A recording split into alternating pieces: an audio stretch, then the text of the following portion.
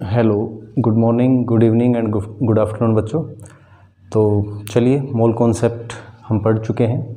अब मैं कुछ क्वेश्चंस आपको करवाता हूं, क्योंकि मैं हमेशा एक बात बोलता हूं कि जितना आपने पढ़ा उससे मैनी टाइम्स, काफ़ी गुना, कई गुना ज़्यादा क्वेश्चंस जब आप करेंगे, एक कॉन्सेप्ट को पढ़ने में यदि 10 मिनट लगे तो उस कॉन्सेप्ट से रिलेटेड प्रॉब्लम्स, क्वेश्चंस करने के लिए आप कम से कम उससे 4-5 गुना टाइम लगाएं, तब जाकर वो चीज़ें आपको फ़ायदा है, अदरवाइज़ तो पढ़ने से कोई फ़ायदा नहीं है। तो हम कुछ न्यूमेरिकल्स करते हैं।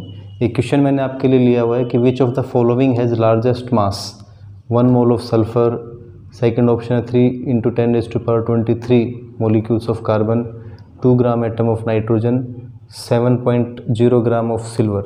तो इन चारों में से सबसे ज़्यादा मास किसका है? अब देखिए, ये तो सीधा सा है कि 1 mole of sulphur is equal to उसका ग्राम एटॉमिक मास 32 ग्राम हो गया। इधर नंबर ऑफ पार्टिकल्स गिवन है तुम्हें कार्बन का, तो हमें पता है कि 6.022 × 10⁻23 पार्टिकल्स या atoms of carbon is equal to 12 gram होता है। तो अभी इधर कितना हो गया? वैसे तो मैं डायरेक्ट तो बताना चाहूँ तो बता सकता हूँ, पर हम फॉर्मूले के अकॉर्डिंग बात करें एक बार कि 6.022 × 10⁻23 एटम्स हैज़ मास 12 ग्राम। ठीक है, 1 एटम का मास कितना हो जाएगा भाई? 12/6.022 × 10⁻23। और तुमसे पूछा कितना है? 3 × 10⁻23 एटम्स का मास, तो 12/6.022 × 10⁻23 इंटू 3 × 10⁻23। तो ये कैंसिल हो जाएगा और ये लगभग 2.0 समथिंग आएगा। उससे डिवाइड करेंगे तो इधर ये हमारा लगभग 6 या कुछ 5.99 ऐसे कुछ आ जाएगा। ठीक है, तो 5.99 ग्राम लगभग, मैं इतना मान लेता हूँ इसको।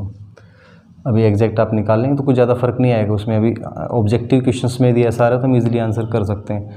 2 gram atom of nitrogen, 2 gram atom of nitrogen means 1 gram atom मतलब 1 मोल, तो 2 ग्राम एटम का मतलब 2 moles. 2 mole 2 gram atom is equal to 2 mole. और 2 मोल ऑफ नाइट्रोजन का मास कितना होगा भाई? 2 moles of nitrogen is equal to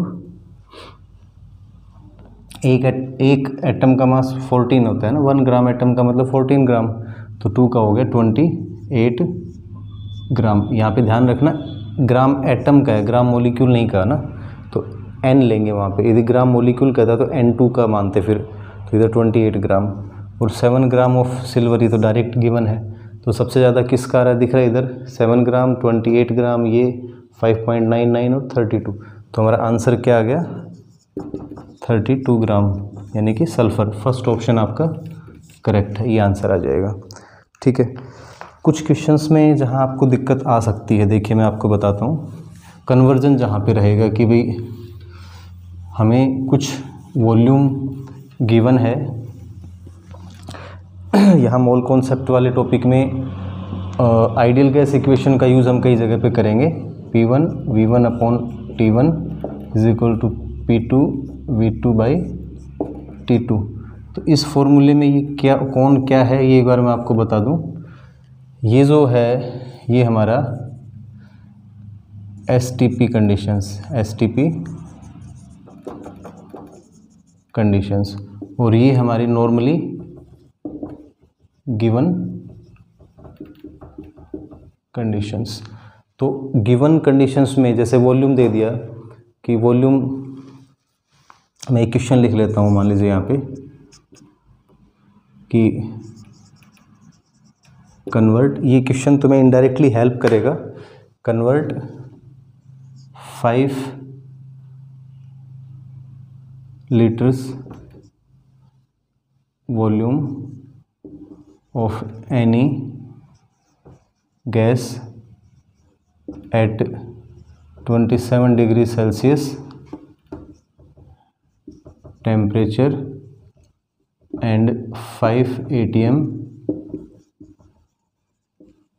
pressure into STP volume. तो अभी क्या करना है, देखो यहाँ पे STP वॉल्यूम निकालना है, यानी कि V1 निकालना है हमें ना, V1। तो मैं क्या कर दूँ, P2 V2 अपॉन T2 और इसको T1 बाई P1, ये उधर चला जाएगा, ये STP टेम्परेचर और STP प्रेशर। तो यहाँ वैल्यूज़ पुट करें हम। गिवन प्रेशर कितना लिखा मैंने 5 ATM इंटू वॉल्यूम कितना है 5 लीटर, टेम्परेचर कितना मैंने कहा 27 डिग्री सेल्सियस। तो इसको केल्विन में जब आप चेंज करोगे तो 300 केल्विन हो जाएगा के, इंटू टेम्परेचर STP पे 273 के और प्रेशर 1 ATM। तो यूनिट से यूनिट्स कैंसिल हो जाएंगे, के से के कैंसिल हो जाएगा और इसको सोल्व कर लेंगे तो हमारा जो 5 लीटर्स एट दीज कंडीशन से, इस टेम्परेचर और इस प्रेशर पे, ये STP वॉल्यूम में चेंज हो जाएगा।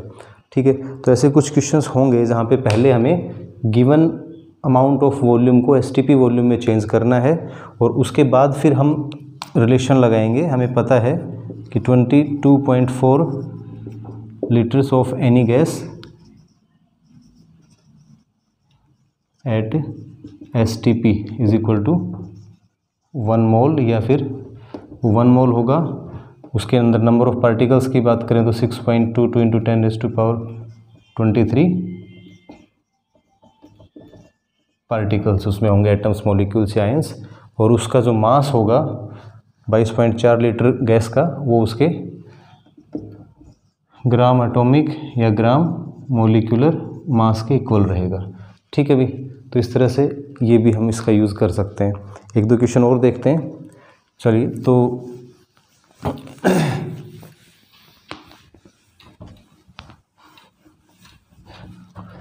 आपके लिए जैसे अभी हमें एक दिया हुआ है, the number of molecules in 16 gram of sulphur dioxide, number of molecules in 16 gram of sulphur dioxide.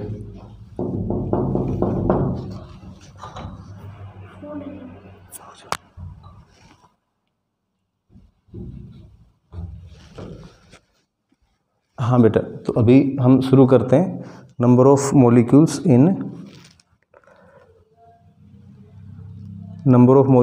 16 gram of sulphur dioxide, 16 gram of SO2, 16 gram of SO2, 16 gram of sulphur dioxide.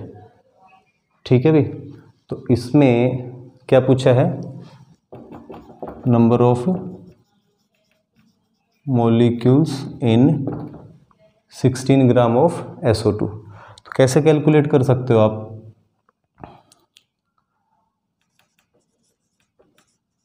Molecular mass of SO2 कितना आएगा, 32 plus 16 into 2 that is 64। ठीक है, तो 64 ग्राम इसका ये तो आ गया molecular mass 64 U। तो हम कह सकते हैं कि 64 gram of SO2 is equal to 1 mole, है ना, या फिर 6.022 इंटू 10⁻23 मोलिक्यूल्स। तो अभी उसने पूछा है 16 ग्राम के लिए, तो हम नंबर ऑफ मोलिक्यूल्स हमसे पूछ रहा है तो उसको डिवाइड कर दो आप, सीधा सा है। 1 ग्राम ऑफ SO2 में कितना हो जाएगा, 6.022 into 10⁻23 divided by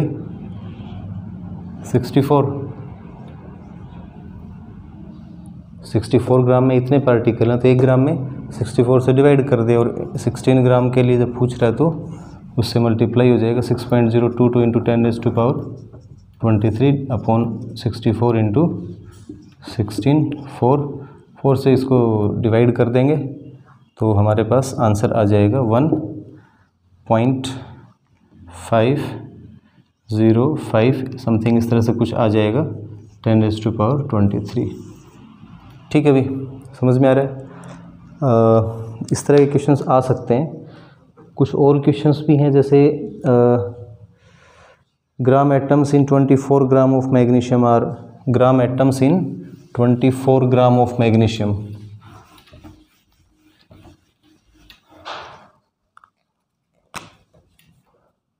gram atoms in 24 gram of magnesium. तो अभी हमें पता है कि मैग्नीशियम का जो 24 ग्राम है ये इसका ग्राम एटॉमिक मास है, तो हम कह सकते हैं कि 1 gram atom of any element is equal to होता है gram atomic mass. Gram atomic mass में 1 ग्राम एटम होता है ना, तो इसका मैग्नीशियम का एटॉमिक मास कितना है 24, तो ग्राम एटॉमिक मास भी 24 ही होगा, तो सीधा सा हो गया 24 gram of Mg is equal to 1 gram atom, 1 gram atom उसमें रहेगा। क्लियर बेटा? तो आप लोग प्रैक्टिस करें। कोई और क्वेश्चन, कोई प्रॉब्लम यदि रहती है इस टॉपिक से रिलेटेड, कोई क्वेरी, तो आप मुझे कमेंट सेक्शन में मैसेज कर सकते हैं। आई विल डेफिनेटली रिप्लाई, है ना, आपके क्वेश्चंस को सोल्व करेंगे। तो आज के लिए इतना ही। Thank you, best of luck.